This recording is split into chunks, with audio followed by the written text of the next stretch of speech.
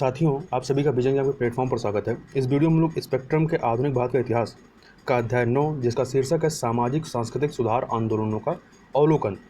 तो जो भी सामाजिक सांस्कृतिक सुधार आंदोलन थे, उनका क्या इम्पैक्ट पड़ता है और उन्होंने किन किन क्षेत्रों में कार्य किया, उन सब चीज़ों के बारे में हम लोग यहाँ पर विस्तार से चर्चा कर रहे हैं। चूँकि यह चैप्टर हम लोग 2 पार्ट में कर रहे हैं, पहला पार्ट हो चुका है, अब यह पार्ट दूसरा है जिसमें शेष बचे हुए चैप्टर को यहाँ पर हम लोग पूरा करेंगे। तो चैप्टर को प्रारंभ करते हैं। यहाँ पर सबसे पहले बात होगी दयानंद सरस्वती एवं उनके आर्य समाज की। तो यह जो दयानंद सरस्वती का आर्य समाज था, यह हिंदू धर्म का सुधारवादी आंदोलन था, जिसका मुख्य उद्देश्य प्राचीन वैदिक धर्म की शुद्ध रूप से पुनः स्थापना करना था। इसके संस्थापक दयानंद सरस्वती, जिनका जन्म होता है 1824 में और मृत्यु होती है 1883 में, जिनके बचपन का नाम मूलशंकर था और इनका जन्म जो है वो गुजरात के एक ब्राह्मण परिवार में हुआ था। ये सत्य की तलाश में लगभग 15 वर्षों तक 1845 से लेकर 1860 तक वर्षों तक इधर उधर भटकते रहे। 1875 में इन्होंने बॉम्बे में आर्य समाज की स्थापना की। बाद में उन्होंने इसका मुख्यालय जो है बम्बई से लाहौर स्थानांतरित कर दिया था। तो याद रखिएगा, आर्य समाज की स्थापना इन्होंने 1875 में बॉम्बे में की और इसका मुख्यालय पूछा कहाँ पे था? लाहौर में। दयानंद के विचार एवं चिंतन का प्रकाशन उनकी प्रसिद्ध पुस्तक सत्यार्थ प्रकाश में हुआ है। इनकी पुस्तक का नाम सत्यार्थ प्रकाश था। यह दयानंद की परिकल्पना में जाति रहित एवं वर्ग रहित समाज, राष्ट्रीय सामाजिक एवं धार्मिक दृष्टि से संयुक्त भारत, विदेशी दासता से मुक्ति एवं संपूर्ण राष्ट्र में आर्य धर्म की स्थापना की कल्पना सप्रमुख थी। उन्होंने वेदों को सच्चा एवं सभी धर्मों से हटकर बताया। उन्होंने कहा कि वेद भगवान द्वारा प्रेरित हैं और संपूर्ण ज्ञान के स्रोत हैं। उन्होंने उन धार्मिक विचारों को ठुकरा दिया जो वेदों के अनुकूल नहीं थे। उन्होंने नारा दिया, वेदों की ओर लौटो। दयानंद सरस्वती ने वेदांत की शिक्षा जो है वो मथुरा के एक अंधे गुरु स्वामी बिरजानंद से ग्रहण की थी। वेदों को उन्होंने सर्वश्रेष्ठ बताया और उनके अनुसार व्यक्तिगत रूप से धार्मिक तर्क का मार्ग सभी को अपनाना चाहिए, क्योंकि हर मनुष्य को ईश्वरोपासना का अधिकार है। तथा उन्होंने प्राचीन हिंदू धर्म ग्रंथों में पुराणों की कड़ी आलोचना की है और कहा है कि स्वार्थी और अज्ञानी पुरोहितों ने पुराणों की सहायता से हिंदू धर्म को दूषित कर दिया है।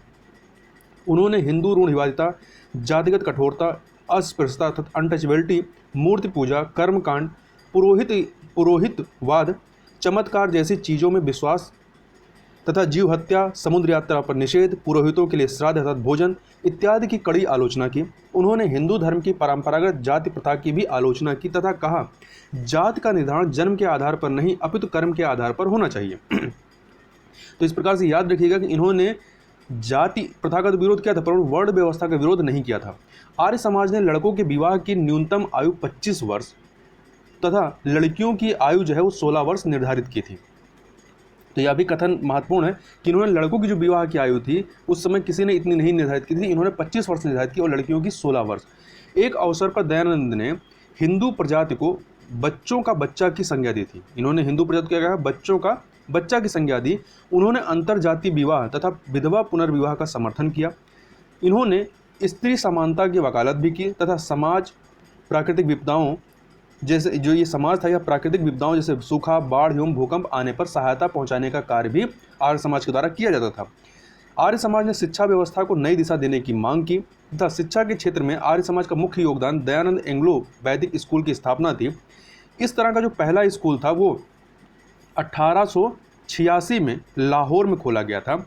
इस स्कूल में पाश्चात्य शिक्षा की व्यवस्था थी तथा 1902 में स्वामी श्रद्धानंद ने हरिद्वार में गुरुकुल कांगड़ी की स्थापना की, जिसमें शिक्षा के अपेक्षाकृत परंपरागत प्रसार की व्यवस्था थी।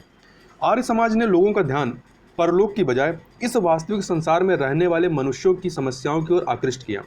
उन्होंने हिंदू धर्म की रक्षा के लिए शुद्धि आंदोलन चलाया। तो शुद्धि आंदोलन किसके द्वारा चलाया गया था? दयानंद सरस्वती के द्वारा। तो शुद्धि आंदोलन चलाया जिससे कि किसी दबाव या भय से हिंदू धर्म को छोड़ चुके लोग हिंदू धर्म में वापस आ जाएं। आर्य समाज के अनुसार परम ईश्वर एक है और सबको उसकी उपासना करनी चाहिए। ईश्वर की उपासना में आध्यात्मिक चिंतन का सर्वश्रेष्ठ स्थान है तथा ईश्वर निराकार है और उसकी मूर्ति रूप में पूजा नहीं की जानी चाहिए। तो इस प्रकार से उन्होंने मूर्ति पूजा का विरोध किया था तथा आर्य समाज ने इस बात का खंडन किया कि ईश्वर का अवतार होता है। राम और कृष्ण महापुरुष थे, न कि ईश्वर के अवतार। तो इनका ये मानना था कि कोई भी जो अवतार की जो संकल्पना है वह नहीं होती है, जब तथा जो राम और कृष्ण जिनको अवतार माना जाता है वो कोई ईश्वर नहीं थे बल्कि महापुरुष थे। सभी मनुष्य उनके विचार अपनाकर और उनके कार्यों पर चलकर उनका स्थान प्राप्त कर सकते हैं। तथा आत्मा के संबंध में इन्होंने कहा कि आत्मा अमर है तथा आत्मा द्वारा बार बार शरीर त्यागने एवं पुनर्जन्म की बात सत्य है, लेकिन स्वार्थी ब्राह्मणों द्वारा इसके लिए जो श्राद्ध कराया जाता है वह निरर्थक एवं गलत है। समाज कर्मफल एवं मोक्ष में विश्वास करता था, मतलब जो आर्य समाज था इसकी यह धारणा थी कि कर्मफल वास्तविकता, मतलब कोई भी यदि आप कर्म करेंगे तो उसका फल आपको मिलेगा, तथा मोक्ष में भी इनका विश्वास था। आर्य समाज के अनुसार वेद जो है हिंदुओं की सर्वोच्च धार्मिक पुस्तक है। यहाँ यह बात स्पष्ट है कि स्वामी दयानंद सरस्वती का नारा वेदों की ओर लौटो वैदिक शिक्षा एवं धर्म की वैदिक शुद्धता के लिए किया गया प्रयास है, न कि वैदिक काल की पुनर्स्थापना। तो यहाँ पर दोनों चीज़ों में समझना होगा कि इन्होंने वैदिक काल की पुनर्स्थापना की बात नहीं की, बल्कि इन्होंने वैदिक शिक्षा एवं धर्म की वैदिक शुद्धता की बात की थी। स्वामी दयानंद ने आधुनिकता एवं देशभक्ति के आदर्शों को अपनाने पर जोर दिया। अब हम लोग देख लेते हैं कि आर्य समाज के जो 10 प्रमुख सिद्धांत जो थे वो कौन कौन से हैं। तो पहला इसमें था कि वेद ही ज्ञान के स्रोत हैं, अतः वेदों का अध्ययन आवश्यक है। दूसरा, वेदों के आधार पर मंत्र पाठ करना चाहिए। तीसरा, मूर्त पूजा का खंडन। चौथा, तीर्थ यात्रा और अवतारवाद का विरोध। पांचवा, कर्म, पुनर्जन्म और आत्मा के बारंबार जन्म लेने पर विश्वास। छठा, एक ईश्वर में विश्वास जो निरंकारी है। सातवां, स्त्रियों की शिक्षा को प्रोत्साहन देना। आठवां, बाल विवाह और बहुविवाह का विरोध। नौवां, कुछ विशेष परिस्थितियों में विधवा विवाह का समर्थन। एवं 10वां था हिंदी एवं संस्कृत भाषा के प्रसार को प्रोत्साहन। तो ये आर्य समाज के कुछ 10 प्रमुख सिद्धांत थे।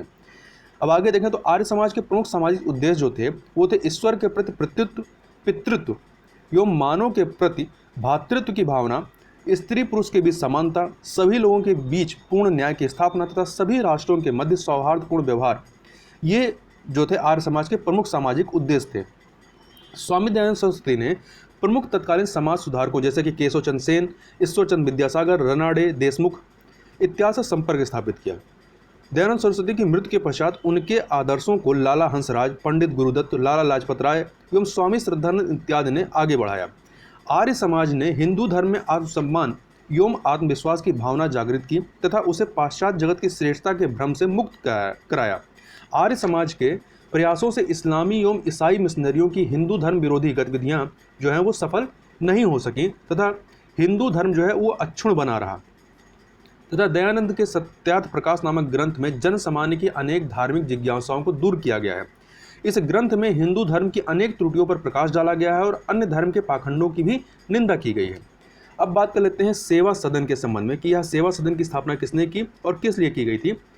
तो एक पारसी धर्म सुधारक बहराम जी एम मालावारी, क्या नाम था, बहराम जी एम मालावारी, जिनका जन्म 1853 में होता है और इनकी मृत्यु जो होती है वो 1912 में। तो इन्होंने बहराम जी मालावारी ने 1908 में सेवा सदन की स्थापना अपने मित्र दीवान दयाराम गिंडूमल के साथ मिलकर की थी। तो याद रखिएगा सेवा सदन की स्थापना किसके द्वारा की गई थी, कब की गई थी, 1908 में। बहराम जी मालावारी जो कि एक पारसी धर्म सुधारक थे, इन्होंने अपने मित्र दीवान दयाराम गिंडूमल के साथ। मालावारी ने बाल विवाह के विरुद्ध तथा विधवा पुनर्विवाह के पक्ष में जोरदार तरीके से बात की।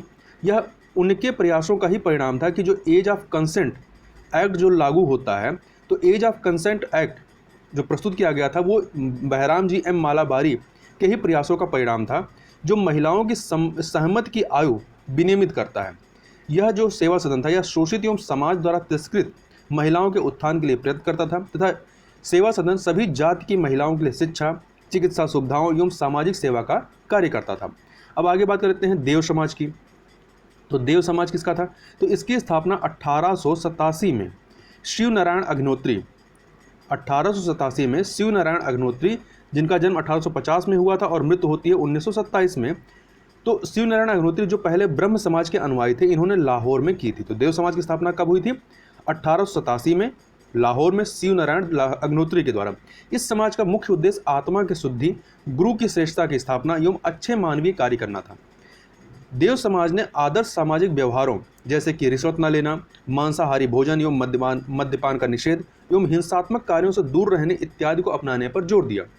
देव समाज की शिक्षाओं को देवशास्त्र नामक पुस्तक में संकलित किया गया तथा शिव नारायण अग्निहोत्री ने बाल विवाह के विरुद्ध आवाज़ उठाई। आगे बात कर लेते हैं धर्म सभा के बारे में।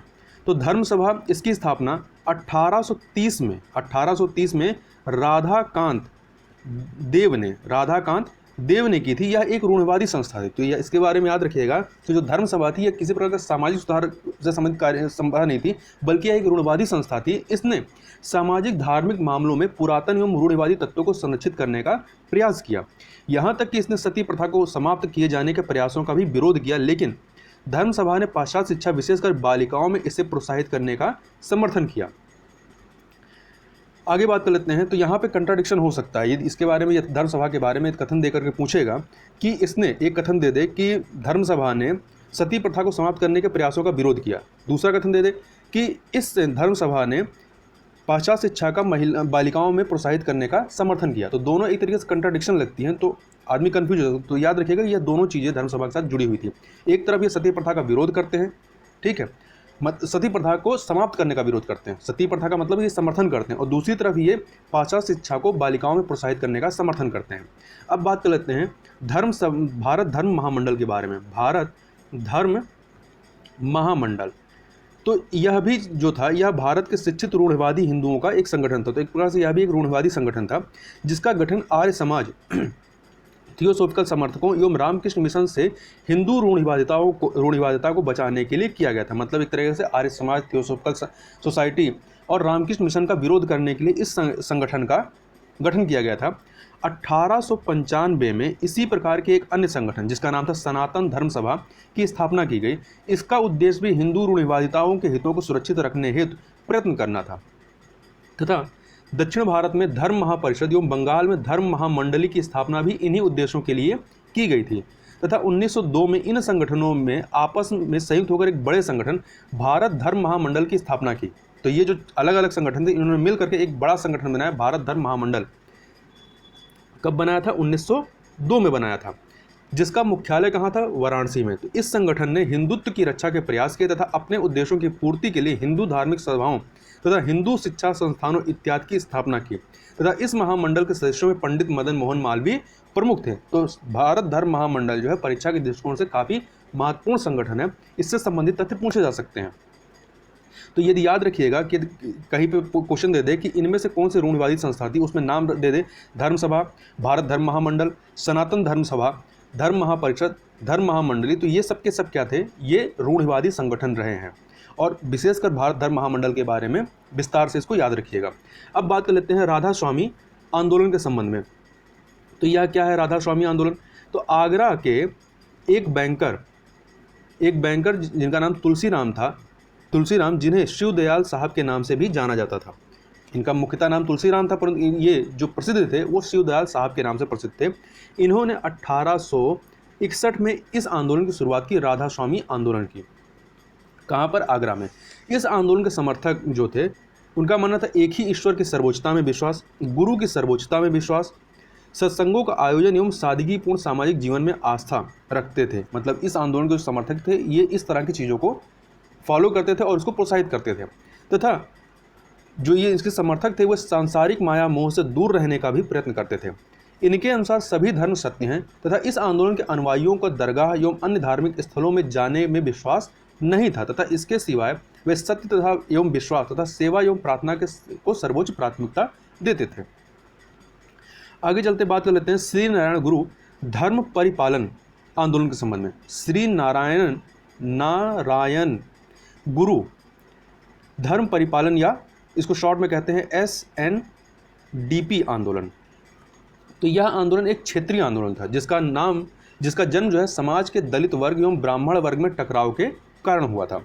इस आंदोलन की शुरुआत जो होती है वो केरल के इझवास जाति के श्री नारायण गुरु स्वामी, जिनका जन्म जो है वो 1856 में हुआ था और मृत्यु होती है 1928 में, इनके द्वारा की गई थी। तो याद रखिएगा यह एक क्षेत्रीय आंदोलन था। कहाँ पर प्रारंभ होता है? केरल में, और ये इझवास जाति से संबंधित है।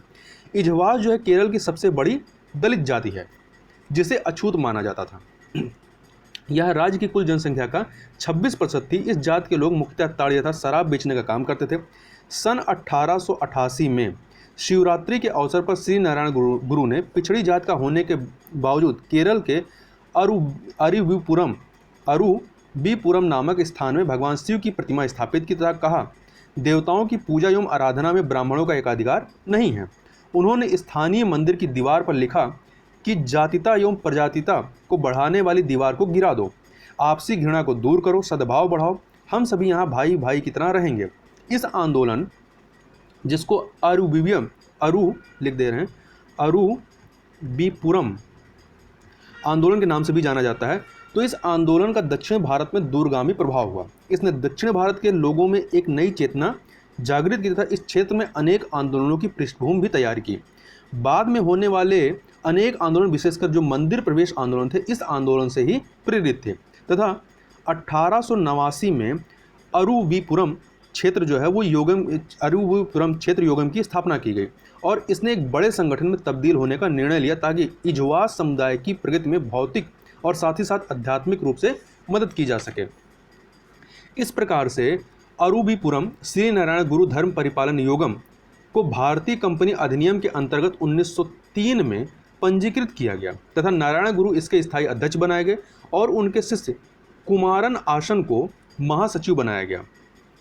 यहाँ एक चीज़ याद रखिएगा कि यह जो SNDP था, इसके निर्माण में डॉक्टर पलपू के प्रयासों को ध्यान में रखा जाना चाहिए, मतलब उनका भी इसमें प्रयास था। इसके अलावा इन्होंने इजावा मेमोरियल, मलयाली मेमोरियल के माध्यम से भी सामाजिक न्याय हेतु संघर्ष आरंभ किया था डॉक्टर पलपू ने। तो इस योगम के कई उद्देश्य थे, तो इनके उद्देश्यों को यदि देखेंगे करके तो इसमें इनका एक उद्देश्य था शिक्षा संस्थाओं में इस समुदाय अर्थात इजवास समुदाय के छात्रों को प्रवेश का अधिकार दिलाना, सरकारी सेवाओं में भर्ती में प्रवेश दिलाना तथा मंदिरों में प्रवेश का अधिकार, राजनीतिक प्रतिनिधित्व इत्यादि, ये जो है इनके प्रमुख उद्देश्य थे। इस आंदोलन के फलस्वरूप केरल में दलितों को अनेक अधिकार प्राप्त हुए, कई निषिद्ध क्षेत्रों एवं स्थानों में उनको प्रवेश मिला तथा उनमें चेतना का प्रसार हुआ तथा दलितों को उनके सामाजिक अधिकार दिलाने में इस आंदोलन का महत्वपूर्ण स्थान रहा है। तो इस आंदोलन को ध्यान से याद रखिएगा, श्री नारायण गुरु धर्म परिपालन आंदोलन। अब बात कर लेते हैं आगे बोक्कालिंग संघ, लिख दे रहे हैं बोक्कालिंग संघ के बारे में। तो यह क्या है? इस आंदोलन की शुरुआत जो है 1905 में कहाँ होती है? मैसूर में होती है। तो यह भी एक ब्राह्मण विरोधी आंदोलन था।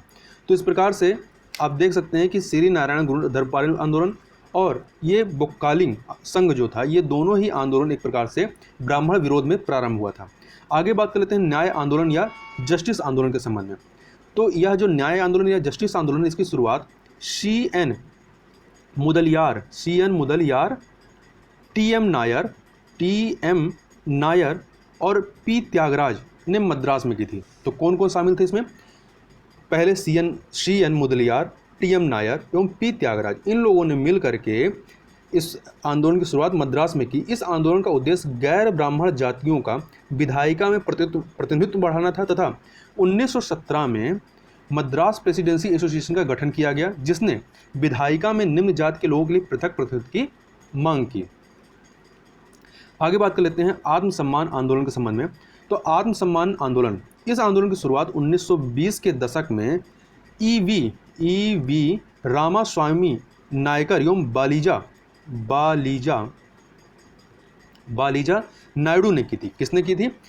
पहले तो EV रामास्वामी नायकर और बालीजा नायडू ने की थी। इसने समाज में ब्राह्मणों की सर्वोच्चता को चुनौती दी तथा लोगों से ब्राह्मणवाद का विरोध करने के लिए आगे आने का आह्वान किया। इसने आत्मसम्मान आंदोलन ने पिछड़ी जाति के लोगों को विभिन्न अधिकार एवं प्रतिनिधित्व देने की मांग की। आंदोलन के अनुयायियों ने कहा कि धार्मिक कर्मकांडों में ब्राह्मणों की उपस्थिति अनिवार्य नहीं है। उन्होंने लोगों से अपील की कि वे विवाह के अवसर पर विभिन्न पूजाओं के लिए ब्राह्मणों को आमंत्रित न करें। अब बात कर लेते हैं मंदिर प्रवेश से संबंधित आंदोलन की। तो तत्कालीन अनेक समाज सुधारक तथा बुद्धिजीवियों जैसे कि श्री नारायण गुरु, एन कुमारन अशन, TK माधवन इत्यादि पहले ही इस दिशा में महत्वपूर्ण कार्य कर चुके थे मंदिर प्रवेश से संबंधित। 1924 में KP केशव के नेतृत्व में केरल में वाईकोम सत्याग्रह, कौन सा सत्याग्रह? वाईकोम सत्याग्रह प्रारंभ होता है, जिसने सार्वजनिक मार्गों एवं हिंदू मंदिरों में दलितों को प्रवेश का अधिकार दिए जाने की मांग की, क्योंकि सार्वजनिक मार्गों पर भी दलितों को चलने की पाबंदी थी। पंजाब में जाटों एवं मदुरई के भी स्थानीय निवासियों ने इस सत्याग्रह के माध्यम से समान अधिकारों की मांग की तथा महात्मा गांधी ने इस आंदोलन के समर्थन में केरल की यात्रा की तथा सत्याग्रहियों की मांगें पूरी किए जाने की अपील की। तो कौन सा आंदोलन? वाईकोम सत्याग्रह आंदोलन 1924 में केपी केशव के द्वारा प्रारंभ की गई थी और गांधी जी ने भी इसका समर्थन किया था। पुनः 1931 में जब सविनय अवज्ञा आंदोलन स्थगित हो गया तो केरल में मंदिर प्रवेश आंदोलन जोर पकड़ने लगा। के केलप्पन एवं केरल के प्रख्यात कवि सुब्रमण्यम तिरुमाम्बू ने गुरुवयूर नामक स्थान पर 16 स्वयंसेवी कार्यकर्ताओं के दल का नेतृत्व किया तथा प्रसिद्ध सामाजिक सुधारकों जैसे कि पी कृष्णा पिल्लई, ए के गोपालन ने भी इस आंदोलन में सक्रिय भूमिका निभाई। अंततः इस आंदोलन को एक महत्वपूर्ण सफलता तब हाथ लगी जब 1936 में ट्रावनकोर के महाराजा ने एक राजाज्ञा जारी करके सभी सरकार नियंत्रित मंदिरों को सभी जातियों के लिए खोल दिया। इसी तरह का आदेश जो है 1938 में सी राजगोपालाचारी की सरकार ने मद्रास में भी जारी किया। अब आगे बात कर लेते हैं इंडियन सोशल कॉन्फ्रेंस के संबंध में। इंडियन सोशल कॉन्फ्रेंस, तो इसकी स्थापना एम जी रनाडे ने एवं रघुनाथ राव, तो दो नाम याद रखिएगा, एम जी रनाडे एवं रघुनाथ राव, इन्होंने मिलकर की थी। इस कॉन्फ्रेंस का जो प्रतिवर्ष एक सम्मेलन होता था, इसका पहला सम्मेलन जो होता है वो 1887 में मद्रास में होता है। कहाँ पर होता है? मद्रास में होता है। संयोग से इसी समय मद्रास में भारतीय राष्ट्रीय कांग्रेस का सम्मेलन भी आयोजित किया गया था। भारतीय राष्ट्रीय कांग्रेस का गठन कब हुआ था? 1885 में। तो इस प्रकार से इनका जो तीसरा सम्मेलन था भारतीय राष्ट्रीय कांग्रेस का, तीसरा सम्मेलन जो है मद्रास में होता है और इनका इंडियन सोशल कॉन्फ्रेंस का पहला सम्मेलन जो होता है वो मद्रास में होता है। तो इसने जो इंडियन सोशल कॉन्फ्रेंस है, इसने सामाजिक महत्व के विषयों पर ध्यान केंद्रित किया। वास्तव में यह भारतीय राष्ट्रीय कांग्रेस की समाज सुधारक शाखा ही थी, क्योंकि इस कॉन्फ्रेंस के सभी प्रमुख नेता जो थे वो कांग्रेस से ही संबद्ध थे तथा इस कॉन्फ्रेंस के मुख्य उद्देश्यों में अंतर्जातीय विवाह को प्रोत्साहन देना, बहुपत्नी प्रथा का विरोध करना एवं कुलीन प्रथा का विरोध प्रमुख कार्य थे।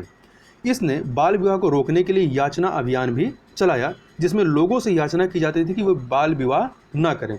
तो याद रखिएगा, याचना अभियान किसके द्वारा चलाया गया था? इंडियन सोशल कॉन्फ्रेंस के द्वारा।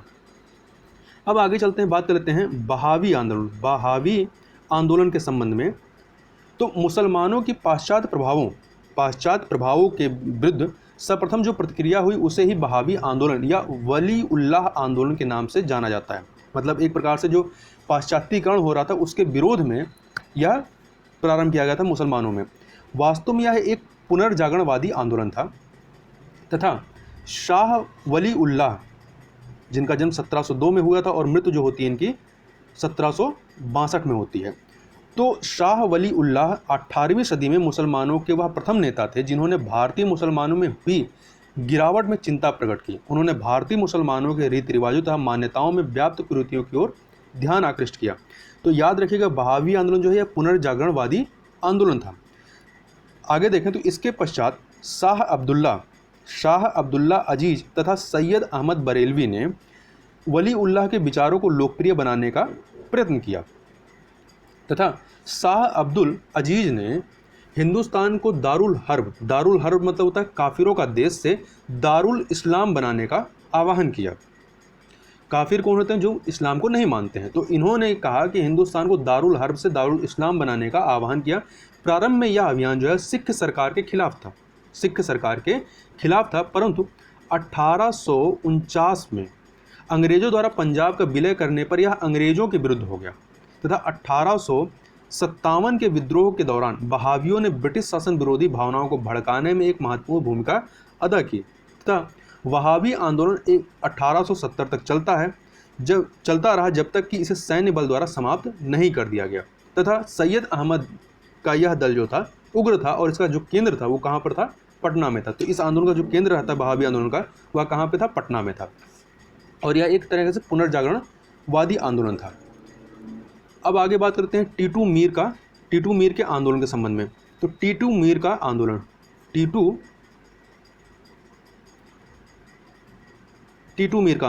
तो बहावी आंदोलन के संस्थापक सैयद अहमद बरेलवी के शिष्य मीर निथार अली, क्या नाम था? मीर निथार अली, जिन्हें टीटू मीर के नाम से भी जाना जाता था। तो इन्होंने इस आंदोलन का प्रवर्तन किया। एक बार दोबारा सुन लीजिए, बहावी आंदोलन के संस्थापक सैयद अहमद बरेलवी के जो बरेलवी थे उनके एक शिष्य थे मीर निथार अली, जिन्हें टीटू मीर के नाम से जाना जाता था। इन्होंने इस आंदोलन का प्रवर्तन किया। टीटू मीर ने बहाववाद को स्वीकार किया और शरिया की वकालत की तथा टीटू मीर ने बंगाल के मुसलमान किसानों को जमींदारों, वहाँ जो जमींदार थे अधिकतर हिंदू थे, एवं अंग्रेज नील सौदागरों के विरुद्ध संगठित किया। यद्यपि ब्रिटिश सरकार ने इस आंदोलन को आतंकवादी या हिंसक नहीं माना, किंतु आंदोलन के अंतिम वर्षों, विशेषकर उस वर्ष जब टीटू मीर का निधन होता है, इसके कार्यकर्ताओं एवं पुलिस में अनेक झड़पें होती हैं तथा 1831 में इसी प्रकार की एक मुठभेड़ में टीटू मीर का निधन हो जाता है। अब इसके बाद आता है फराजी आंदोलन। फराजी आंदोलन की बात करें तो फराजी जो आंदोलन है, इस आंदोलन की शुरुआत हाजी शरीयत उल्लाह ने, किसने? हाजी शरीयत उल्लाह ने 1818 में की थी। इस आंदोलन को फराइदी आंदोलन के नाम से भी जाना जाता है, क्योंकि इसका मुख्य जोर इस्लाम धर्म की सच्चाई पर था। इस आंदोलन का जो कार्य क्षेत्र था मुख्यतः पूर्वी बंगाल था तथा इसका मुख्य उद्देश्य इस क्षेत्र की मुस्लिम आबादी को सामाजिक भेदभाव एवं शोषण से बचाना था। हाजी शरीयत उल्लाह के पुत्र थे दीदू मियाँ। कौन थे? दूदू मियाँ। तो दूदू मियाँ के नेतृत्व में 1840 के पश्चात आंदोलन ने क्रांतिकारी रुख अख्तियार कर लिया तथा दूदू मियाँ ने आंदोलन को एक नया स्वरूप प्रदान किया। उन्होंने इसे गांव से लेकर प्रांतीय स्तर तक संगठित किया तथा उन्होंने संगठन के प्रत्येक स्तर पर एक प्रमुख नियुक्त किया। इस आंदोलन ने सशस्त्र कार्यकर्ताओं का एक दल तैयार किया, जिसका कार्य हिंदू जमींदारों एवं पुलिस के विरुद्ध संघर्ष करना था।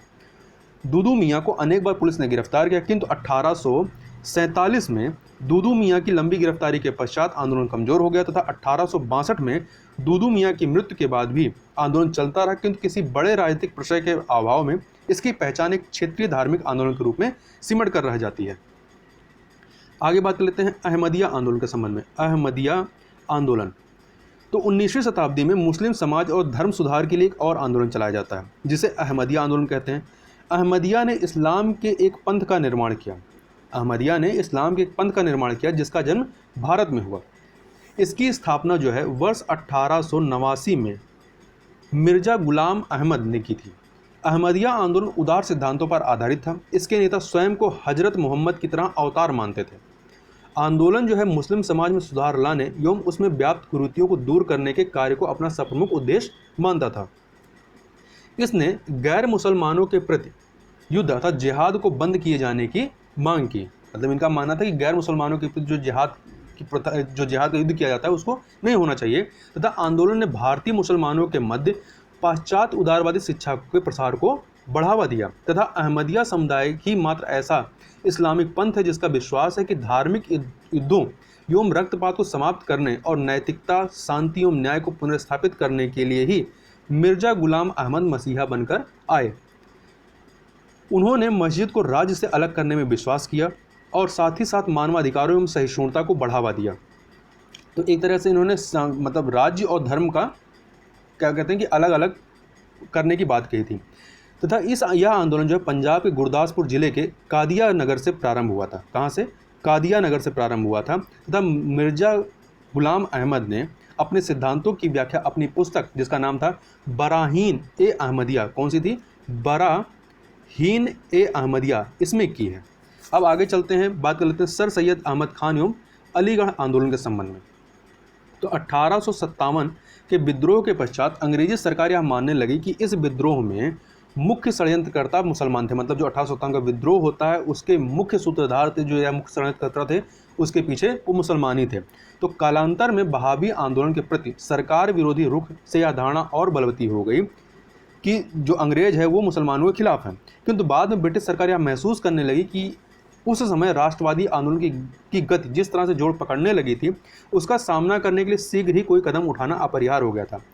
इन्हीं परिस्थितियों में बढ़ते हुए राष्ट्रवाद का मुकाबला करने के लिए सरकार ने मुसलमानों को सहयोगी के रूप में इस्तेमाल करने का निश्चय किया। लेकिन यह सहयोग तभी प्राप्त किया जा सकता था जब मुसलमानों को सशक्त बौद्धिक विचारों से प्रभावित किया जाए। इस समय मुसलमानों का एक वर्ग जिसका नेतृत्व सर सैयद अहमद खान, जिनका जन्म होता है 1817 में और मृत्यु होती है 1898 में, ये कर रहे थे तथा सरकारी संरक्षण एवं सहयोग प्राप्त करने के जो एक वर्ग था मुस्लिम वर्ग जिसका नेतृत्व सर सैयद अहमद खान करते, तो यह वर्ग जो था सरकारी संरक्षण एवं सहयोग प्राप्त करने के पक्ष में था, जिससे कि मुसलमानों में शिक्षा का प्रसार कर रोजगार वृद्धि की जाए ताकि मुस्लिम समाज की दशा में सुधार हो सके। सर सैयद अहमद खान के बारे में बात करें तो इनका जन्म 1817 में दिल्ली में एक प्रतिष्ठित मुस्लिम परिवार में हुआ था। वे ब्रिटिश शासन के अधीन न्यायिक सेवा के एक अंग्रेज भक्त नौकरशाह थे तथा 1876 में सरकारी सेवा से सेवानिवृत्त होने के पश्चात 1878 में वे इंपीरियल लेजिस्लेटिव काउंसिल के सदस्य बनते हैं। अंग्रेजों के प्रति उनके समर्पण से प्रसन्न होकर के 1888 में अंग्रेज सरकार ने इन्हें नाइटहुड की उपाधि प्रदान की थी तथा उन्होंने अपील की कि कुरान की शिक्षाओं की व्याख्या पाश्चात्य वैज्ञानिक शिक्षा के दृष्टिकोण से की जाए तथा इन्होंने घोषित किया कि कुरान ही मुसलमानों की एकमात्र धार्मिक कृति है और सभी अन्य इस्लामिक रचनाएं इसके समक्ष गौण हैं तथा इन्होंने कुरान की व्याख्या समसामयिक बौद्धिक तर्कों और ज्ञान के प्रकाश में की। उनके मतानुसार पवित्र कुरान की कोई भी व्याख्या जो मानवीय तर्क बुद्धि से मेल नहीं खाती वह वस्तुतः गलत व्याख्या है। साथ ही उन्होंने मुसलमानों से आग्रह किया कि वे गलत रीति रिवाजों का अनुसरण न करें। उनके अनुसार कोई भी धर्म ग्रहण करने योग्य होना चाहिए, अन्यथा यह समाप्त हो जाता है। उन्होंने धार्मिक रीति रिवाजों का अंध रूप से अनुसरण करने को गलत बताया। सैयद अहमद खान जो हैं ये एक उत्साही शिक्षाविद थे तथा इन्होंने कस्बों में स्कूल खोले तथा अनेक पुस्तकों का उर्दू में अनुवाद किया। 1875 में अलीगढ़ में उन्होंने मोहम्मडन एंग्लो ओरिएंटल कॉलेज की स्थापना की। साथ ही उन्होंने स्त्रियों में साक्षरता बढ़ाने एवं उन्हें शिक्षित करने के क्षेत्र में अथक प्रयास किए या अथक परिश्रम किए। वे मुसलमानों में पर्दा प्रथा तथा बहुपत्नी प्रथा के घोर विरोधी थे। साथ ही उन्होंने तलाक में स्त्रियों की भी सहमत लेने की मांग की तथा पीरी एवं मुरीदी की जो प्रथा थी, पीरी एवं मुरीदी, इस प्रथा की इन्होंने कड़े शब्दों में निंदा की। वह हिंदू एवं मुसलमान दोनों धर्मों में एकता के समर्थन किया तथा उन्होंने कहा कि हिंदू एवं मुसलमान दोनों ही एक देश के हैं और एक राष्ट्र हैं। देश की प्रकृति और भलाई हमारी एकता और प्रेम पर निर्भर है, ऐसा इनका मानना था। इन्होंने तर्क दिया कि मुसलमानों को सर्वप्रथम शिक्षा प्राप्त कर नौकरियां प्राप्त करनी चाहिए जिससे वे हिंदुओं की बराबरी कर सकें जो पहले से शिक्षित होकर विभिन्न अवसरों का लाभ उठा रहे हैं तथा एक सक्रिय राजनीतिज्ञ के रूप में उनका विश्वास था कि मुसलमानों को अंग्रेजों से अपने संबंध सुधारने चाहिए, तभी उनके हितों की पूर्ति हो सकती है। इसलिए उन्होंने मुसलमानों की ऐसी किसी भी राजनीतिक गतिविधि का विरोध किया जो अंग्रेजों के विरुद्ध हो। दुर्भाग्यवश मुसलमानों में शिक्षा के प्रसार एवं रोजगार के मुद्दों को लेकर के वे अंग्रेजी शासन से इतने वशीभूत हो गए कि उन्होंने अंग्रेजों की फूट डालो एवं राज करो जैसी नीति का भी समर्थन प्रारंभ कर दिया। बाद के वर्षों में तो उनके सांप्रदायिक रूप में आश्चर्यजनक परिवर्तन आ गया। कभी हिंदुओं और मुसलमानों को भारत की दो सुंदर आंखों की संज्ञा देने वाले सर सैयद अहमद खान हिंदुओं के बिल्कुल विरुद्ध हो गए तथा उन्होंने हिंदुओं की निंदा प्रारंभ कर दी तथा उन्होंने यहाँ तक कहा कि हिंदुओं के अधीन मुसलमानों का उत्थान कभी नहीं हो सकता। उन्होंने अपने विचारों का प्रचार जो है वो तहजीब उल अखलाक नामक पत्रिका में किया। कौन सी पत्रिका थी? तहजीब उल अखलाक नामक पत्रिका में किया। अलीगढ़ आंदोलन ने शिक्षित मुसलमानों के बीच उदार एवं आधुनिक पद्धति का विकास किया जो कि Mohammedan Anglo oriental college Aligarh पर आधारित था। ये जो आंदोलन था इसके मुख्य उद्देश्य थे, इसमें पहला उद्देश्य था कि इस्लाम के दायरे में रहकर भारतीय मुसलमानों के बीच आधुनिक शिक्षा का प्रसार करना। दूसरा, मुस्लिम समाज के विभिन्न क्षेत्रों जैसे कि पर्दा प्रथा, बहुपत्नी प्रथा, विधवा विवाह, स्त्री शिक्षा, दास प्रथा, तलाक इत्यादि के क्षेत्र में सुधार लाना। तो ये इनके कुछ प्रमुख उद्देश्य थे। इस आंदोलन के समर्थकों की विचारधारा कुरान की उदार व्याख्या पर आधारित थी। इन्होंने मुस्लिम समाज में आधुनिक एवं उदार संस्कृति को प्रोत्साहित करने का प्रयत्न किया। वे आधुनिक पथ पर चलकर इस्लामिक समाज का आधुनिकीकरण करना चाहते थे। इस प्रकार अलीगढ़ आंदोलन तत्कालीन समय में मुस्लिम सांस्कृतिक एवं धार्मिक गतिविधियों का केंद्र बन गया। यह जो आंदोलन तत्कालीन समय में मुस्लिम सांस्कृतिक एवं धार्मिक गतिविधियों का केंद्र बनता है। अब आगे बात कर लेते हैं देवबंद स्कूल के संबंध में, या जिसको दारुल उलूम कहते हैं। क्या कहते हैं? दारुल उलूम। तो यह भी एक प्रकार का मुस्लिम धार्मिक आंदोलन था जिसे मुस्लिम धर्म के रूढ़िवादी उलेमाओं द्वारा प्रारंभ किया गया था। इस आंदोलन के दो मुख्य उद्देश्य थे। क्या? पहला उद्देश्य था कि कुरान एवं हदीस की शिक्षाओं का मुसलमानों के मध्य प्रचार प्रसार करना। दूसरा, विदेशी आक्रांताओं या गैर मुसलमानों के विरुद्ध धार्मिक युद्ध जिहाद को प्रारंभ रखना। देवबंद स्कूल की स्थापना तत्कालीन संयुक्त प्रांत के, अर्थात जो वर्तमान का उत्तर प्रदेश है, तो तत्कालीन संयुक्त प्रांत के सहारनपुर जिले में देवबंद नामक स्थान में 1866 में मोहम्मद कासिम नानोतवी, क्या नाम था? मोहम्मद कासिम नानोतवी ने एवं राशिद अहमद गंगोही ने संयुक्त रूप से की थी। ये दोनों मुस्लिम समुदाय के धार्मिक नेता थे तथा यह आंदोलन अलीगढ़ आंदोलन के विरुद्ध था। जहाँ पे अलीगढ़ आंदोलन में पाश्चात्य शिक्षा की बात की जाती थी, वहाँ पे ये विरोध करता था। इसने अलीगढ़ आंदोलन द्वारा मुस्लिम समाज का पाश्चात्यीकरण करने एवं उदार रुख अपनाने के रवैये का कड़ा विरोध किया तथा मुस्लिम समुदाय का नैतिक एवं धार्मिक उत्थान करने की वकालत की। साथ ही इसने अलीगढ़ आंदोलन के अनुयायियों द्वारा अंग्रेज सरकार का समर्थन करने के कार्य की भी निंदा की। राजनीतिक मोर्चे पर देखा जाए तो देवबंद स्कूल ने 1888 में भारतीय राष्ट्रीय कांग्रेस के गठन का स्वागत किया तथा सर सैयद अहमद खान के संगठन संयुक्त राष्ट्रवादी संघ एवं मोहम्मडन एंग्लो ओरिएंटल एसोसिएशन के खिलाफ फतवा जारी किया। तो यह कथन इस पर परीक्षा में प्रश्न पूछा जाता है। यह आंदोलन सर सैयद अहमद खान द्वारा मुस्लिम समाज सुधार हेतु किए जा रहे कार्यों का कड़ा विरोध किया तथा कड़ा विरोधी था तथा इसने सैयद अहमद के प्रयासों को मुस्लिम समाज के लिए आत्मघाती बताया। मोहम्मद उल हसन ने अपने नेतृत्व में देवबंद स्कूल के धार्मिक विचारों को नया राजनीतिक एवं बौद्धिक स्वरूप प्रदान किया तथा इन्होंने इस्लामिक सिद्धांतों एवं राष्ट्रवादी प्रेरणा के समन्वय हेतु सराहनीय प्रयास किए।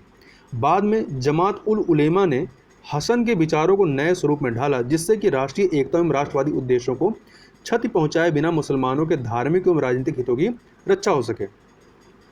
देवबंद स्कूल के एक अन्य समर्थक शिवली नुमानी, क्या नाम था, शिवली नुमानी का मत था कि शिक्षा की पद्धति में अंग्रेजी एवं यूरोपीय विज्ञान का भी सम्मिलन किया जाए।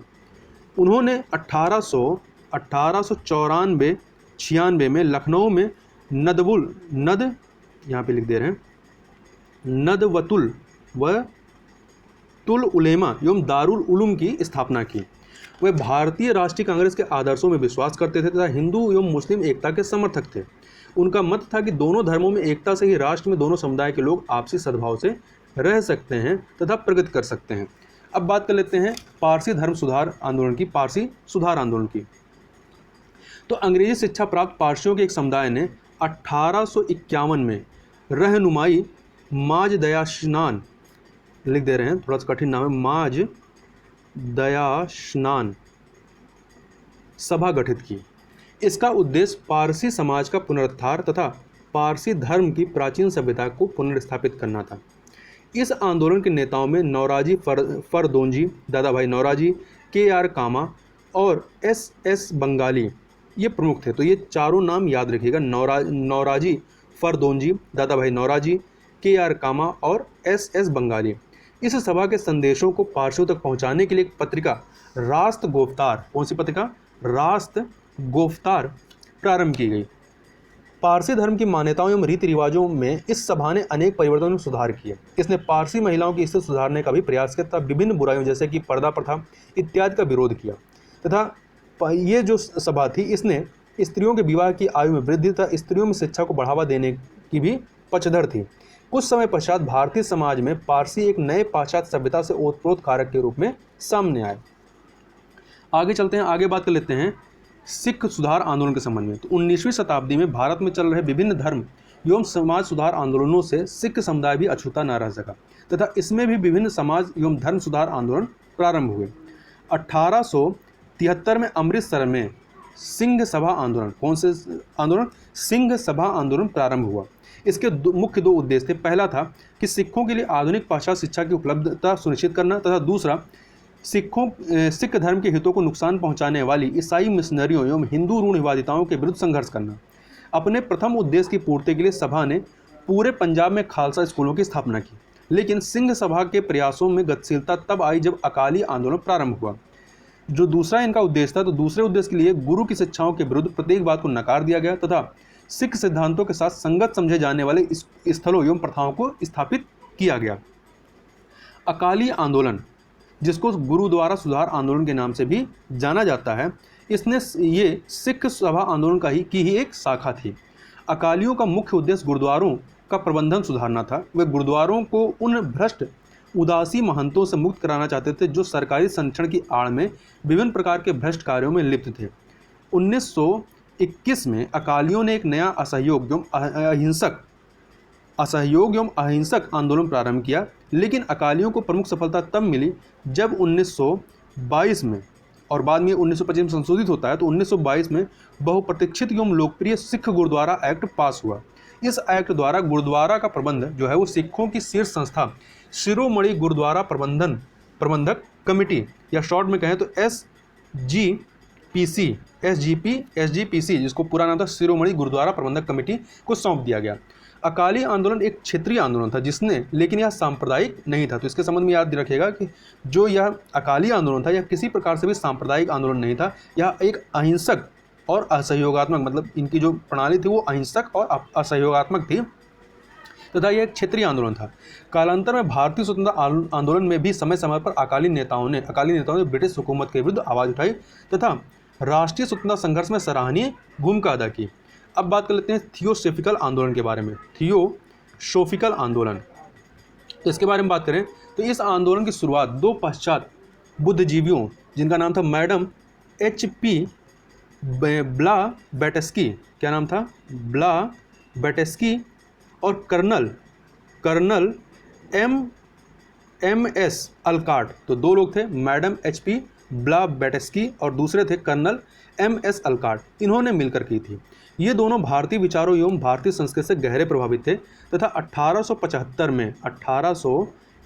में अमेरिका में इन्होंने थियोसॉफिकल सोसाइटी की स्थापना की। किंतु 1882 में इन्होंने सोसाइटी का मुख्यालय मद्रास के निकट अड्यार नामक स्थान में परिवर्तित कर दिया। इसके अनुयायी ईश्वरीय ज्ञान को आत्मिक हर्षोन्माद एवं अंतर्दृष्टि द्वारा प्राप्त करने की कोशिश करते थे। उनका मानना था कि ध्यान, योग एवं चिंतन जैसे माध्यमों द्वारा व्यक्ति की आत्मा को परमात्मा से जोड़ा जा सकता है। वह हिंदू धर्म के पुनर्जन्म एवं कर्म के सिद्धांत पर भी विश्वास करते थे। साथ ही उन्होंने उपनिषद, सांख्य, योग एवं वेदांत के विचारों को अति महत्वपूर्ण बताया तथा सोसाइटी का उद्देश्य जो था वो प्रजाति, नस्ल, लिंग, जाति एवं रंग के भेदभाव किए बिना सभी लोगों के कल्याण के लिए प्रयत्न करना था। इसने अर्थात थियोसॉफिकल आंदोलन ने या थियोसॉफिकल सोसाइटी ने प्रकृति एवं मानव शक्ति के अनसुलझे रहस्यों की भी व्याख्या करने का प्रयास किया।